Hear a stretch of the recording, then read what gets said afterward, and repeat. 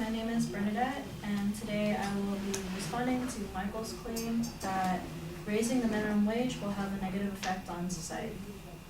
The advocates supporting claims are that 1. Raising the minimum wage will negatively affect small businesses. 2. Families living on low incomes will struggle with overall inflation. And 3. Minimum wage employees will become unproductive as a whole. The first supporting claim that raising the minimum wage will negatively affect small businesses. The advocate states that raising minimum wages will cause small companies to lay off employees that they cannot afford to pay. He gives an example from a Leah Carson interview with an economic researcher, Ahmad Ijaz, where the researcher states that there are pros and cons, and how the pros are that employees would have more money to spend, and that the con is that employers would have to raise prices or lay off workers. I'm refuting this in the way that this example is a claim of bifurcation because there are other results of a minimum wage increase, which leads me to my counterclaim that raising the minimum wage will positively affect businesses by reducing worker turnover and reducing recruitment costs. Worker turnover is the number or percentage of workers who leave an organization and are replaced by new employees. So according to the Center for Economic and Policy Research, when employees are paid a comfortable wage, they're less likely to leave a company. Long-term employees are experienced and invested employees, and this would reduce costs in recruitment and allow employers to keep workers in the company for longer amounts of time. This would save businesses thousands of dollars because they would not have to train employees as much. The second supporting claim of the advocate is families living on low incomes will struggle with overall inflation. The advocate states that higher minimum wages will make essential products for low-income homes too expensive. Businesses will have to raise their prices to match minimum wage rates. My counterclaim against this is that low-income families will actually benefit from an increase in minimum wage. According to the Economic Policy Institute, the minimum wage increase would give nearly 35 million workers a raise, 28 million directly and 7 million indirectly, and would lift approximately 4.5 million people out of the poverty line, and that raising the minimum wage would put more money into the pockets of working families when they need it most, and thereby augmenting their spending power.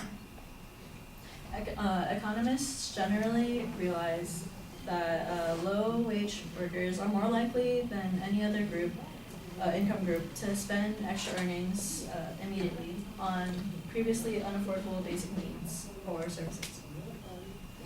The advocate's third claim is that minimum wage employees will become unproductive as a whole. The advocate states that giving an employee a raise does nothing and makes them feel more valuable and entitled. And I'm refuting this in the sense that this is a hasty generalization because not all minimum wage jobs are equal. There are many low-income minimum wage workers who are overworked, and they often work laborious jobs. According to an economic research journal on the U.S. low-wage labor force, some of the occupations included in these laborious jobs include cooks, childcare workers, mail and packaging operators, janitors, waiters and waitresses, and dishwashers. Many of these jobs are essential to our economy, and if there were to be a raise in wages, I'm sure these workers wouldn't feel entitled for nothing. To conclude, a minimum wage increase could have many positive effects on society, including raising the spending power for low-income workers, reducing business worker turnover and recruitment costs, and giving raises to minimum wage workers who perform these labor jobs.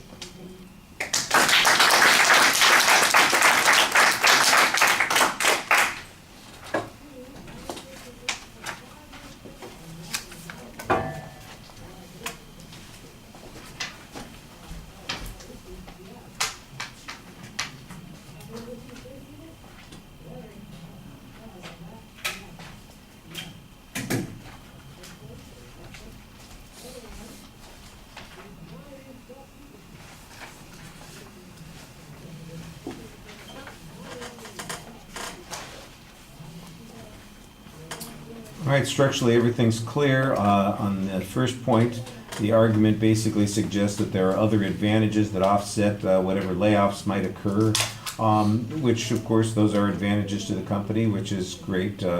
Decreased having to recruit people or train them. I imagine, like, if we were having this debate, that there would be an answer from the other side suggesting that the cost would probably be offset in other ways rather than having to hire more people by when you increase the wages. You reduce the number of people that you need and maybe reduce the amount of training that they need by, for example, automation or something like that. But I thought you had a pretty good point here, suggesting that there is a benefit in the long run. One of the things that I think doesn't get discussed very much is what the motivation of the companies is to pay the wages that they pay. If in fact what you were saying here is true, it would seem to be an incentive for the employers to be paying a higher wage without having to be pushed to do so with the minimum wage. So there is something that maybe be a little counterintuitive on this point, but I understand the perspective that's being suggested here. The proof on it, I think, is maybe a little bit thinner. On the second point, the data is suggesting that it's going to move people out of the poverty range. I think that that's pretty solid. I know that there are questions about whether or not that actually assists people in the long run. That's, again, another one of those things that comes up when we have the longer debates on these issues, because there are consequences to taking people out of that poverty classification, including what kinds of assistance they might get, and whether or not the assistance would be compensated for by the increase in the amount of wage they got. That's a little bit problematic.